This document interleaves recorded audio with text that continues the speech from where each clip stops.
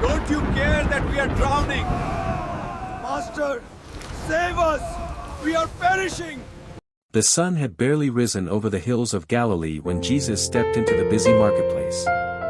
Traders shouted prices, children chased each other between stalls, and fishermen hurried past with nets hanging from their shoulders.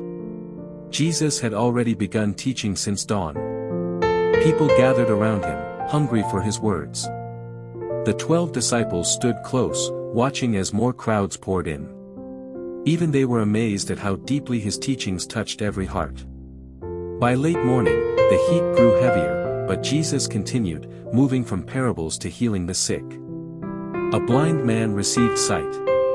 A woman with a withered hand stretched it out whole. The people were astonished.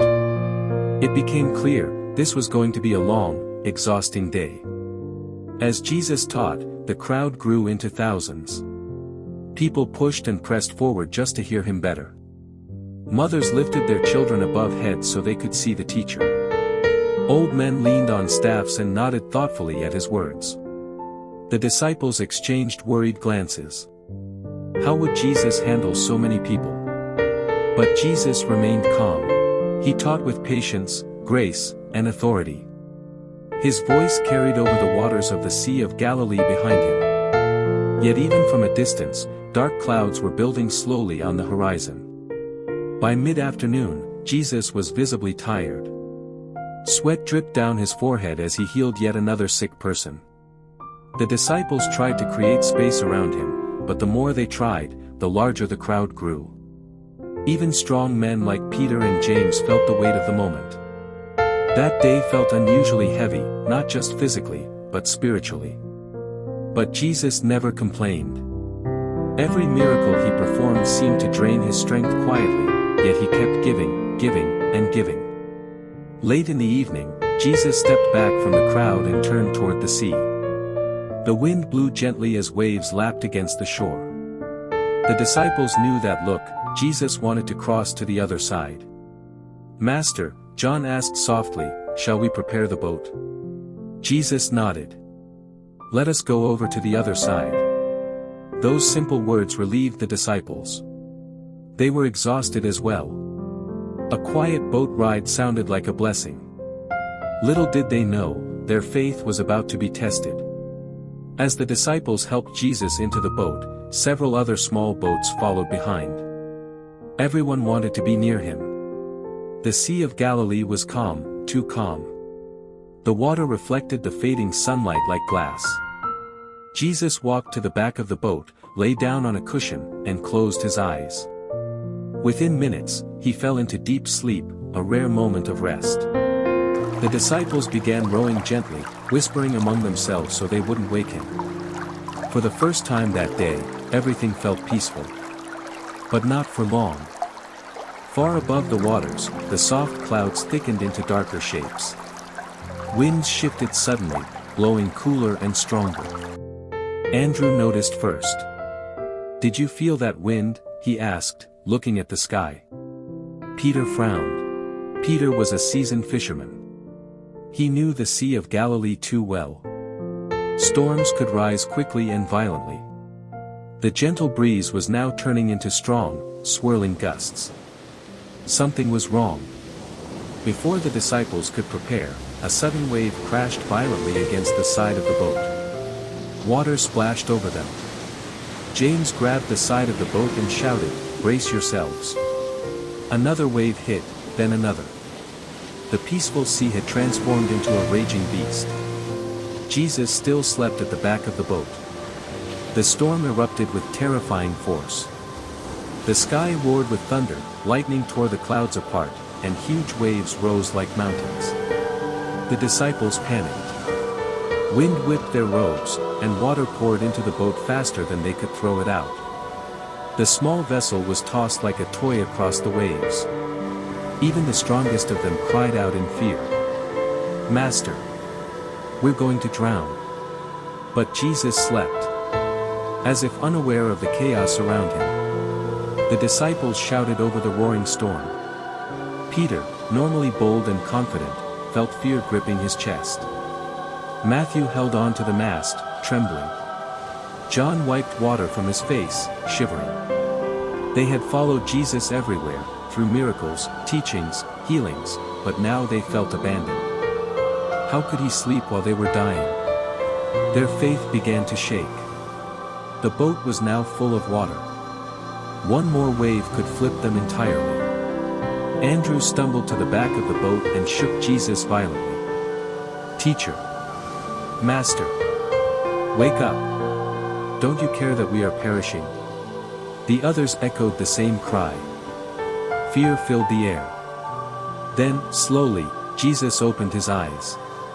Jesus stood up gently, unshaken, unrushed. The storm screamed around him, but his presence seemed to silence everything else. He looked at the waves, the clouds, the disciples, and then he lifted his hand. The disciples froze. What was he about to do? Jesus' voice cut through the storm like lightning. "Peace. Be still." Instantly, the wind stopped. The waves flattened.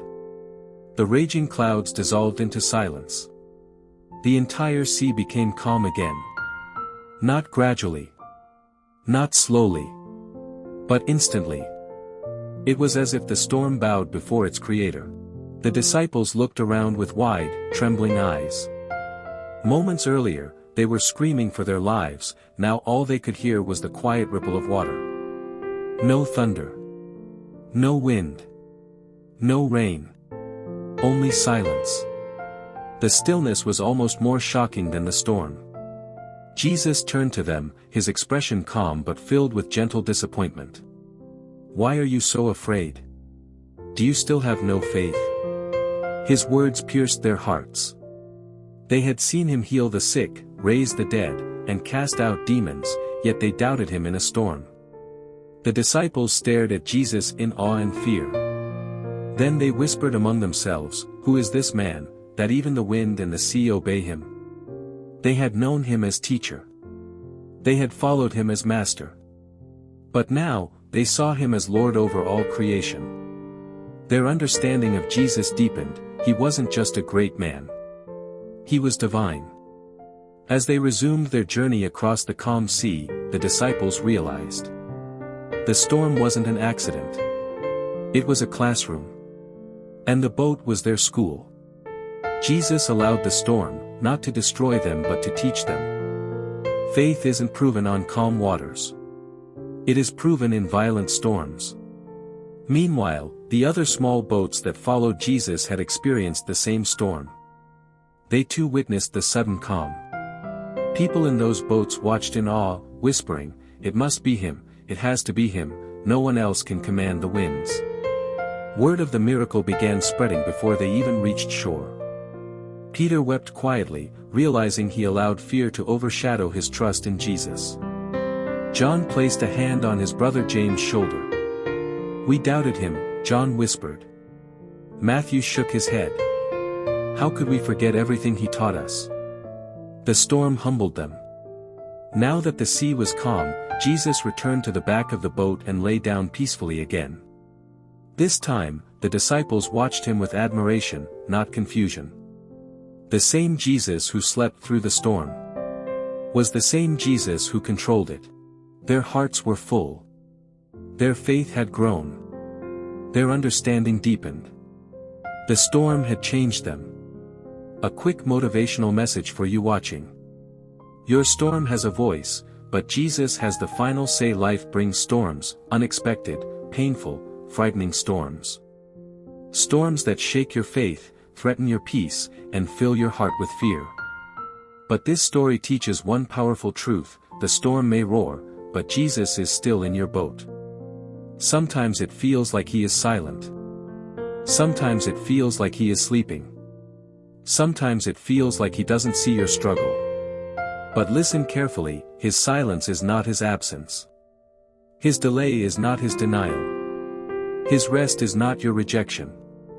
Jesus knew the storm would come. He knew the waves would rise. He knew fear would grip their hearts. Yet he allowed it, not to destroy them, but to build them. Your storm is not a sign that God has abandoned you. It is a sign that something powerful is about to happen. When your strength ends, his power begins.